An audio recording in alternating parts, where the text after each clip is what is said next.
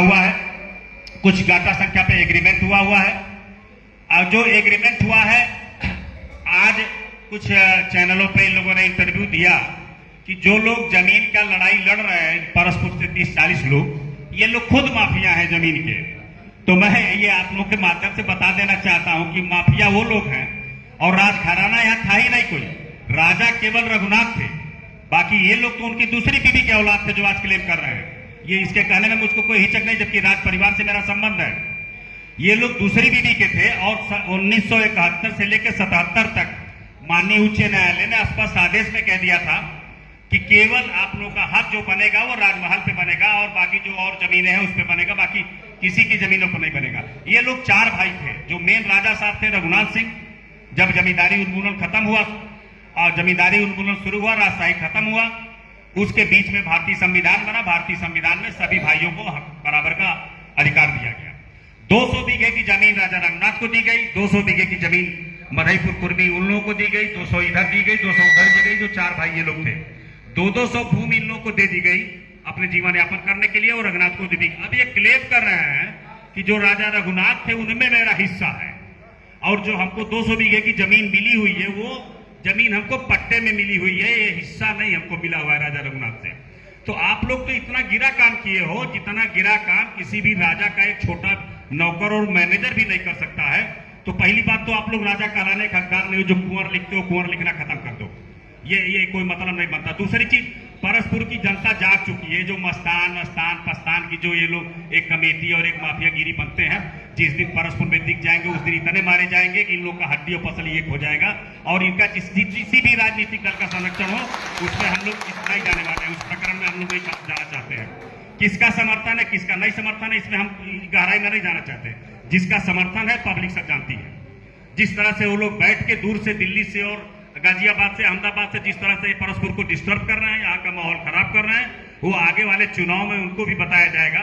और अभी तो ये छोटी सी एक मीटिंग हम लोग की है, अंगड़ाई टाइप की मीटिंग है। इसमें ये हुआ था कि कम से कम व्यापारियों को बता दिया जाए कि इसमें कितना आप लोग का जा रहा है कितना नहीं जा रहा है। आदित्य साहब, मैं आपको स्पष्ट बताना चाहता हूँ कि कम से कम 200 गाटा संख्या ऐसा है जिसपे लोग क्लेम कर रहे हैं।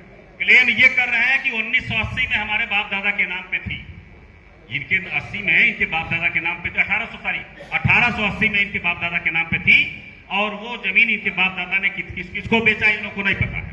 अब केवल ये चिल्ला रहा है कि 1880 में हमारे नाम बाप दादा की थी, रानी जानकी कुंवर के नाम से थी या रानी अवधराज कुंवर के नाम से थी।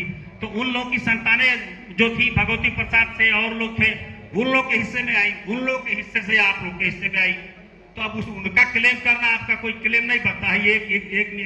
एक जो है आदेश में खारिज हो जाएगा। जिसे चकबंदी में आप लोग गए थे, पूरा लिस्ट लेके पूरी लिस्ट मेरे पास है। इसको सीआरओ साहब को भी इन्होंने दिखाया, जिलाधिकारी महोदय को दिखाया, एसओसी साहब ने तुरंत इसको खारिज कर दिया, सीआरओ साहब ने भी खारिज कर दिया। मैडम ने परसों, अब मैं उसमें नहीं जाऊंगा किसका क्या फोन आया क्या आया, मैडम ने परसों सबको बुलाया, जो विपक्षी पार्टी है उन लोगों से कहा आप अपना कागज दिखाइए।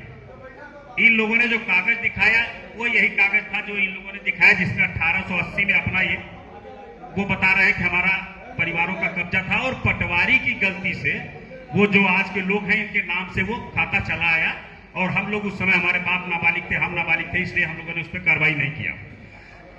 डीएम साहब ने एडीएम को बुला के सीआरओ को बुला के फिर इनकी बात सुनी।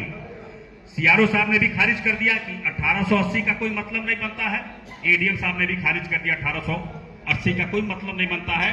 उसी पे डीएम साहब ने शाम को 4 बजे प्राथमिकी दर्ज करने का आदेश दिया, और उसकी कॉपी कल शाम तक जो है थाने पे आ गई। कल दोपहर तक नहीं आई थी, संभवतः शाम तक या रात तक या सुबह तक एफआईआर दर्ज हो जाएगा। और एफआईआर दर्ज होने के बाद ये भी जो और लोग बैठे होंगे, जो बाहर से भी आए होंगे, गोंडा से भी आए होंगे, संभवतः चूंकि सबकी नजर है इस पे, कुछ तमाम लोग एलआईयू के भी आए होंगे, उनको स्पष्ट रूप से हम जानकारी देना चाहते हैं कि वो जरूर बताएं इस चीज को कि लड़ाई छोटी नहीं है, लड़ाई बहुत बड़ी है। पूरे परस्पर व्यापारियों के स्वाभिमान की लड़ाई है, न इसमें हिंदू की लड़ाई है, न मुसलमान की लड़ाई है, न किसी राजसत्ता की लड़ाई है, और न किसी राजनीतिक दल की लड़ाई है। सारे लोग इस मैटर पे एक है, चाहे वो भाजपा के लोग हों, और चाहे वो व्यापार मंडल के लोग हों, चाहे वो क्या नाम है कांग्रेस के लोग हों, चाहे किसी भी चीज के लोग हों।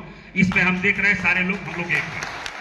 इस लड़ाई को लड़ने के लिए कुछ लोगों ने कहा साहब ये लड़ाई बड़ी लंबी, अरे लंबी नहीं चलेगी ये लड़ाई 6 महीने में खत्म हो जाएगी। जहां उनकी गिरफ्तारी हुई 6 महीने जेल में रहे, और मैं आपको एक चीज और बता देना, इसमें कुछ लोग ऐसे हैं जो आज भी पैर पकड़ते हैं, साहब हम अपना एग्रीमेंट वापस कर दे रहे हैं, हमको आप इससे अलग करिए।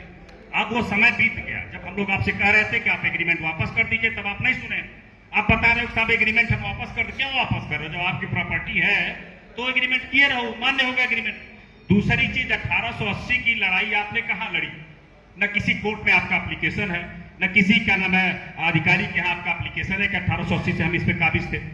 दूसरी बात, तमाम तरह से लोग आए, पत्रकार लोग आए, तमाम और मीटिंग के लोग आए, तमाम अधिकारी आए, तमाम सर्वे हुआ, एडीएम साहब थे, सारे लोग थे, एक टीम थी। हम लोगों ने एक एक नंबर को सर्वे कराया। 100 साल पुरानी कब्रें बनी हुई हैं, उसमें 2-2 साल से 150 साल पुरानी उनकी क्या नाम है उनका कब्जा बना हुआ है, जिस तरह से देख रहे हैं लोग। 52 से लेके 1952 में 80 से 85 मकान बने हुए हैं जो अध्यापकों को रहने के लिए कामता रस्तोगी ने बनवाया था दीपौल जी। और वो अपनी पूरी जमीन जो है इन लोगों को दान कर रखी थी। आज उनके परिवार पे संकट है, इस परिवार पे संकट है जिसने परस्पर के लिए इतना दिया। परिवार उनका आज भी जो है संपन्न रहेगा, पूरे परस्पर के लोग उनके परिवार के साथ एकजुट हैं।